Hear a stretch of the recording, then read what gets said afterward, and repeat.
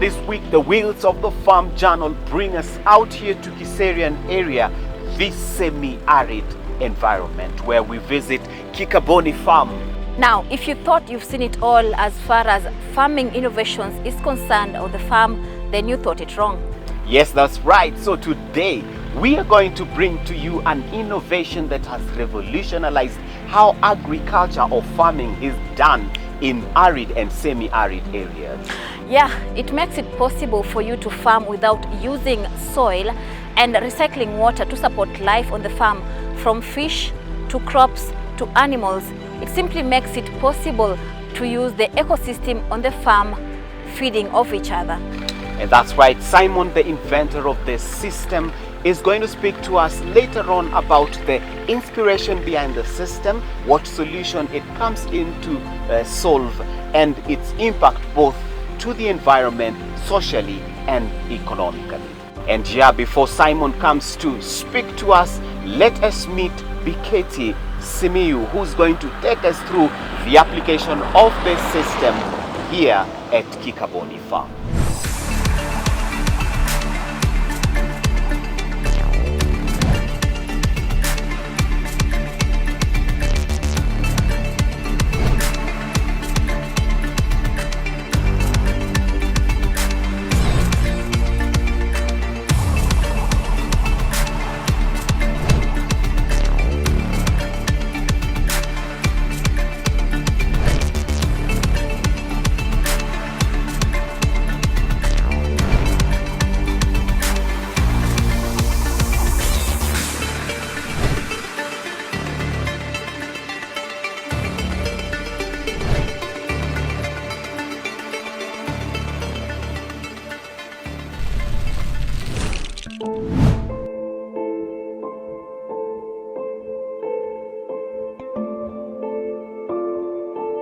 Organic farming is an integrated method of farming that strives for sustainable production in agriculture.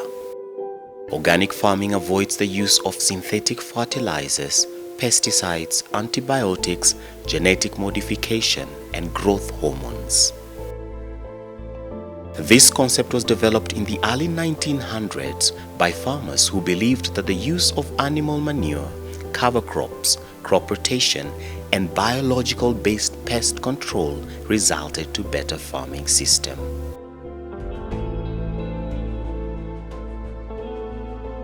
In Kenya, organic farming started in the 1990s, and Kenya has been producing an estimated 5 million tons of organic food for the local and export markets. Of the total agricultural land in Kenya, only an estimated 1,469 hectares is under organic farming. Broken down in estimated acreage, coffee takes 240 hectares, vegetables take 598 hectares, cereals take 1 hectare, other crops like fruits and animal rearing take up the rest of the acreage. Organic farming is characterized by the following: protection of long-term fertility of the soils, maximum mechanical operation on soils, providing crop nutrients by action of soil microorganisms, ensuring nitrogen soil self-sufficiency by growing legumes, holistic management of livestock by addressing their natural adaptations, behavioral needs, and animal welfare. Weed and pests are controlled through crop rotation, diversity, natural predators, and resilient crop. Yields from organic farming is 25% lower than that of conventional farming, but this is counterbalanced by the price organic food fetches in the market.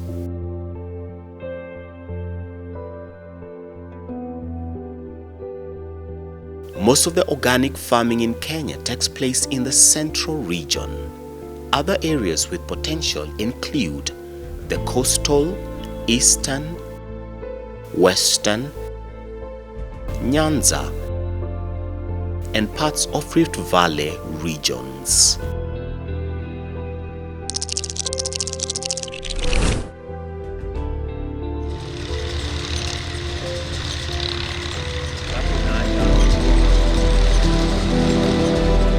Emmanuel, Yes. thank you for welcoming us to Kikaboni Farm. All right. We are happy to be here, but probably before we get going, a brief introduction. Who are you? What is Kikaboni Farm? Just let us know a bit about that before we continue the discussion. Welcome so much to Kikaboni Farm. As you can see, we are doing a whole lot of agricultural systems. We are producing both animals and crop, and we are trying to solve all the problems that we incur in the food section. What you are doing here in Kikaboni is basically organic farming. So we are doing organic farming, 100% organic farming. So we want to reduce on the problem that we are currently facing arising from food and too much chemical in food and systems that are not very effective for production of food for human consumption. So Kikaboni is a Swahili word, Swahili sanifu, meaning organic. It's a Swahili word for organic. So that's why we come up with organic with the Kikaboni Farm. Yes. All right, and probably viewers are asking, so who is this talking to us? So probably that is the best place to start. Yeah, so this is Biketo Simiyu. I'm a scientist, an agronomist for Kikaboni. I'm the one in charge of productions, all the systems, both animal and crop production. So I'm in charge of that system and maintenance and just making sure that everything, all the loop, because we are working, it's an aquaponic system, is a loop. So I ensure that the loop is complete and is running perfectly to the production standard that we want. Okay, there are two words that you've thrown in there, aquaponic and loop. Can you talk a bit about that?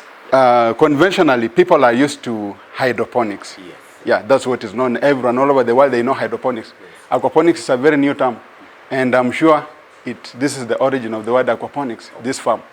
So aquaponics is when we are trying to integrate aquaculture, that is fish farming, and crop production. And the crop production, there was a system that has been used to eliminate soil problems. So they do away with soil and they do hydroponics, where you use a soilless media to produce your crops. That is hydroponics. But for us now, we want to modify that hydroponics such that we don't just use any water, because hydroponics, they just use any water, tap water, rainwater. But for us, we are using water from fish. Water from fish. So once you get the water from our aquaculture unit, you get it into our hydroponic unit. Now that system, when you link it together, you call it aquaponic system. Yes. The idea why you are doing aquaponics, we are not just doing it for beauty purpose, but it's a problem solving. As you can see, this whole science. So the water from fish is rich in nitrogen in form of ammonia. And all over the world, the main problem that all farmers in the world are facing in fish production is ammonification of the ponds. Ammonification, that is excessive ammonia buildup, and it leads to toxicity levels that fish cannot even survive. It's the fish themselves that will excrete the ammonia, but yet they won't be able to survive in it. So we have to help them, because we are creating an ecosystem for them. If you want them to grow well and you get quality fish out of it, you have to help them out. So this aquaponic system is a self-cleaning system. It's a loop. Now when I say it's a loop, a loop is like a circular system. It repeats itself. It's joined. It's complete. It's closed. You cannot enter that system. You cannot introduce something new. It's closed. That's what we call a loop. So whatever moves in that system goes and comes. If you wait for it at one point, it will come again. It will pass and come again. That's what I mean by a loop. All right. Before we even get to how you're applying this in this farm. Yes. So when did this start? When did you start with the system here? This system started in 2017. That's when the farm was first established. Yeah, by a scientist, a gentleman. He's Netherlands, based in Netherlands. Yes, it was his idea. He's the inventor of the whole system. He's behind the whole idea. So it started in 2017. Yes. So since 2017, we've been trying to fix and just trying, doing experiments and trying all sorts of things using our knowledge and to try to put everything into a working system. I know you touched a bit about it from when we were starting the introduction, but what inspired the setting up of this farm, especially here? And why here and not anywhere else? Yes. Yeah.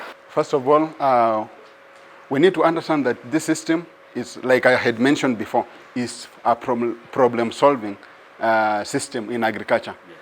Yes. It's perfect in all climates. And being perfect in all climates, it will be pointless for you to put it in a conventional climate, like in an equatorial climate, a tropical or subtropical climate. So you go to extreme or rather adverse climates to try it there, because most people in adverse areas, there's very little agriculture taking place. If anyone wanted to do agriculture in a let's say a semi-arid area, they'll think of the costs of production and they'll be scared. They won't do it.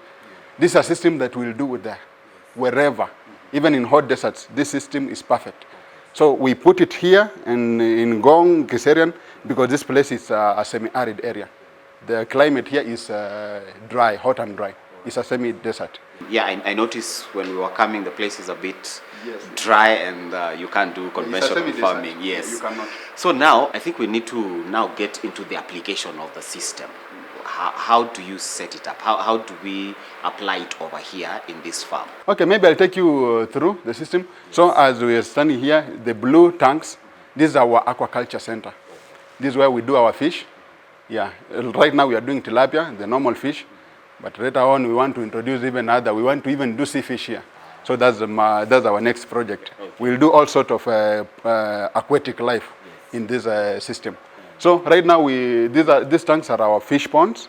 We have 800 fish in each. We have Nile tilapia.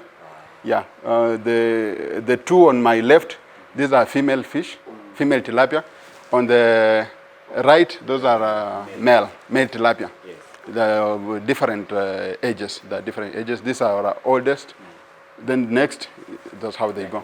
Yes, these are our oldest. Now plate size, yeah, size of my palm, yeah, palm. And very sweet. Yes. Actually, this system again produces a very sweet product. The fish here, we don't hurry it to grow. We give it time to grow slowly. The temperatures here, as you can see, they are not very hot. So it's not very hot in here. It's cool temperature. Reason for the lower temperature is to minimize on the growing of algae. Algae is a weed. Yes. If it grows in your pond, it increases competition for oxygen. And you see fish, this is an intensive system where we stock a lot of fish. So if we allow any plant to grow there, we'll increase that competition for oxygen and other important, important factors, qualities in water. So the lower temperature hinders the growth of algae, and as well maintains ammonia in its radical form. When temperatures are slightly higher, maybe higher than 22, 23 degrees, you'll have the ammonia converted into ammonia gas, which is toxic to even humans. Yeah, if you breathe it, you get respiratory problems and all sorts of things. So keeping the temperature lower, prevents that conversion of ammonia radical into ammonia gas, and as well hinders the growth of algae. And then, is there a reason why? Because I noticed the place is a bit dark. Is there a reason for that? Yes. We put our fish in darkness to fish. They feel safer when they're in darkness. They will be less aware of the activities happening around. Like when you're moving around, visitors like you, now you've come, you are a total stranger. They're scared, trust me. Even if they're hungry, they won't surface. Yeah, but they're used to me and my other colleagues we're working with. If they came here, the fish will be jumping up, because they're expecting you're bringing food or something. They're excited. But for you, a stranger, they won't come up. I have noticed none has come up. So the idea is we're putting them in darkness. That safety, the security, some sense of security. They feel secure, so and once they're secure, they're relaxed and growth is better, and even in terms of their metabolism works perfectly. All right, and so it has got nothing to do with the algae growth and anything. Partly it's the same, because an algae is a plant like any other. Yes. Plants do not grow in darkness. Yes. So if you are putting them in darkness, algae, it will suppress the growth of algae because there's no light, there's no sunlight. If I put here light now, by evening, let's say 4, you'll see a lot of algae. Algae grows like in minutes. If I put here light right now, by 3, the whole place will be green. And that will be competition for oxygen, and it won't be so conducive for our fish. So we need to switch off our lights quickly after this interview. There is specific light. I'm not worried about this. This is white light. Yes, no, that's okay. Yeah, all right. It's okay. Sunlight is what now accelerates the growth of algae. All right, so the water, where do you get the water that comes here, and where does it go to from here? We have, we bring in fresh water. We have a borehole where we just pump water in. This pipe that you see here is our inlet pipe. Right. Yeah, so we have valves we just open. We have a storage tank and treatment in case there is any quality that need to be adjusted. Yeah, we adjust and we open. This is our inlet. So the water comes in, fresh water, rich in oxygen, and other qualities. Of course, it's now standard water. Then comes in to our fish in here. Okay. Fish excretes a lot of ammonia. And ammonia is basically nitrogen. Nitrogen is a component of protein. Protein is from the feeds we feed. Yeah, the more they eat, the more they excrete. So we feed them with high protein feeds, of course, for growth. Protein is good for muscle growth. If you want an animal to grow, you have to feed it with nitrogen, with protein. So after they eat, they excrete ammonia. Ammonia is toxic for them. So we don't allow them to stay in ammonia. If they stay ammonia, first of all, it causes muscle cramps, even to humans.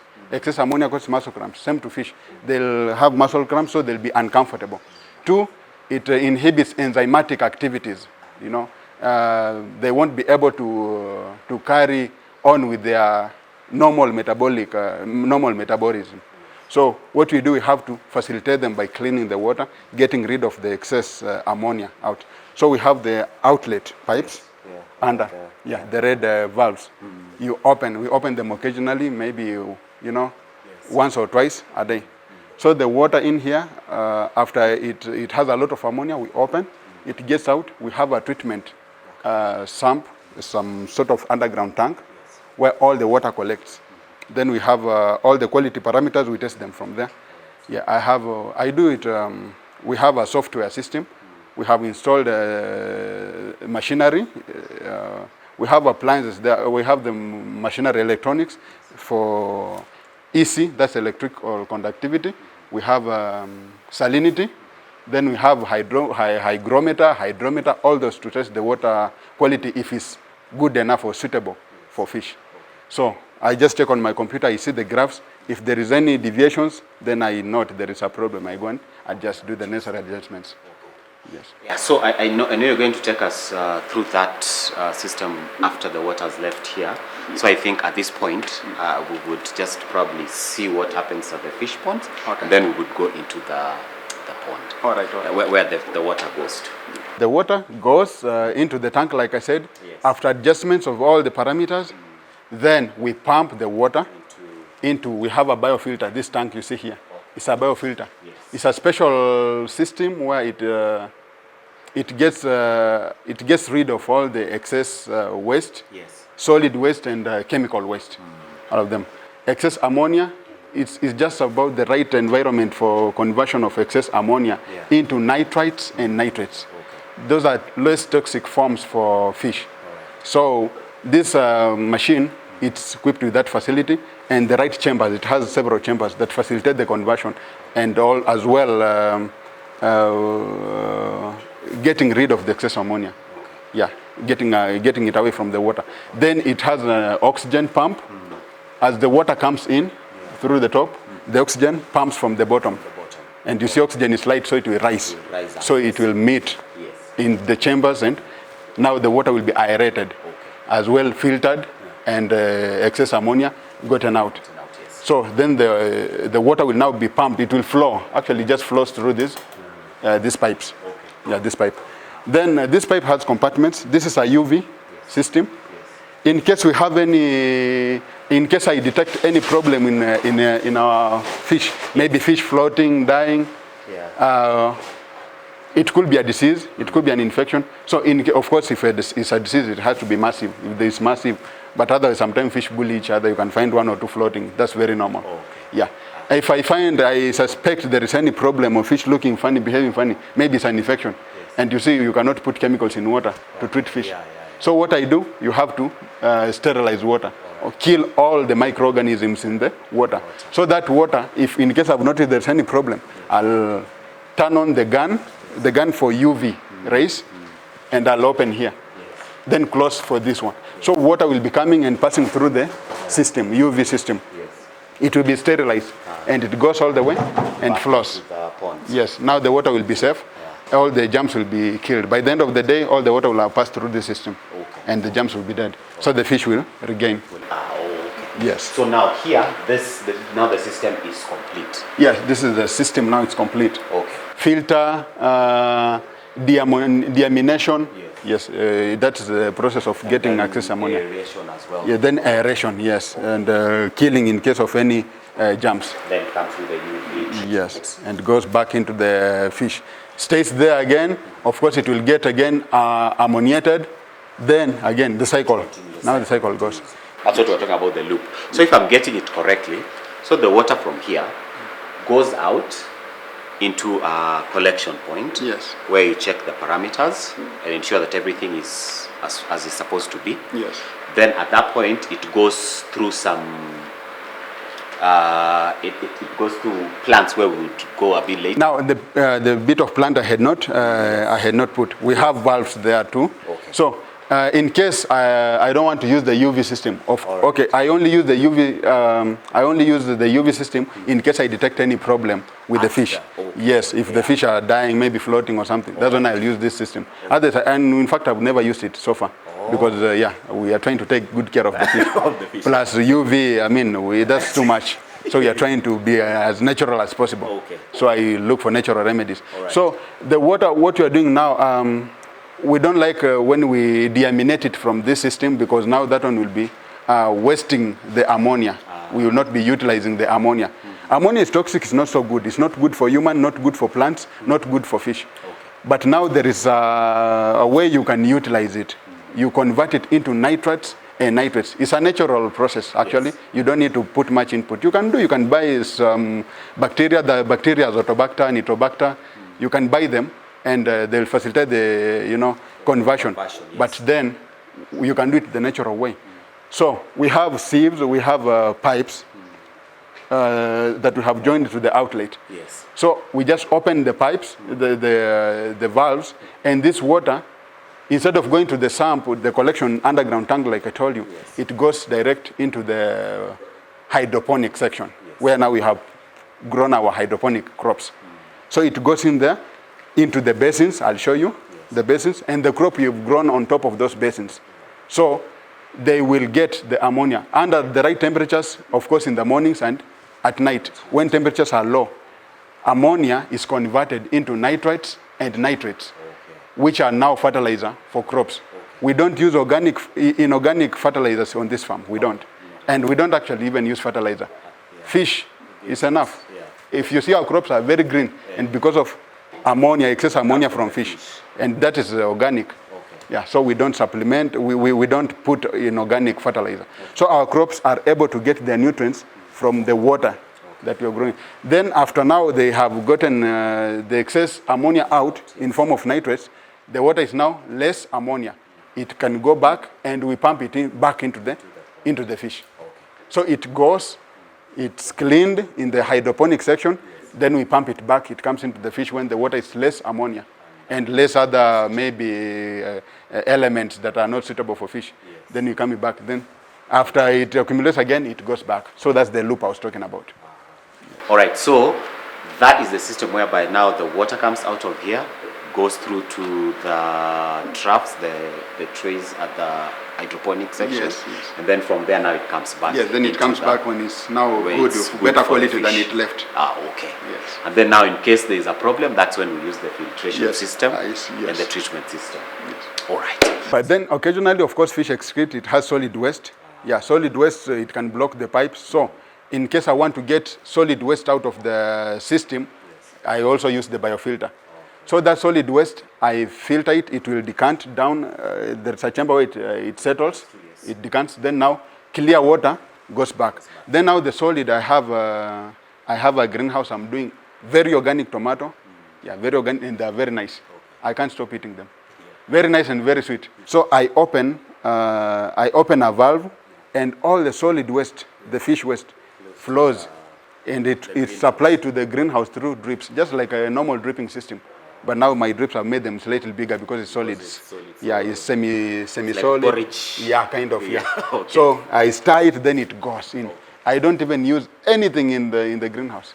No inorganic fertilizer. It's just solid fish waste. Okay, I think you will take us through all that system in a short while, and I'm going to check you up on the sweetness of the fish and the sweetness of the tomatoes. If I gave you a single fish, you won't leave this place. You'll want more. And I don't want people around. Okay, Sasa, let's walk into that. All right. All right. So we continue with this discussion on this farm. The fruits here that have been grown in an organic way, I'm being told, is very, very sweet. I don't know whether I can find a ripe one so that I can demonstrate. Yes, that's correct. This one here. So we're going for a short break, but when we come back, we'll be talking to Simon, the inventor of this 4-loop system. And this, as I enjoy this tomato, by the way, of course. It's right, it's very sweet.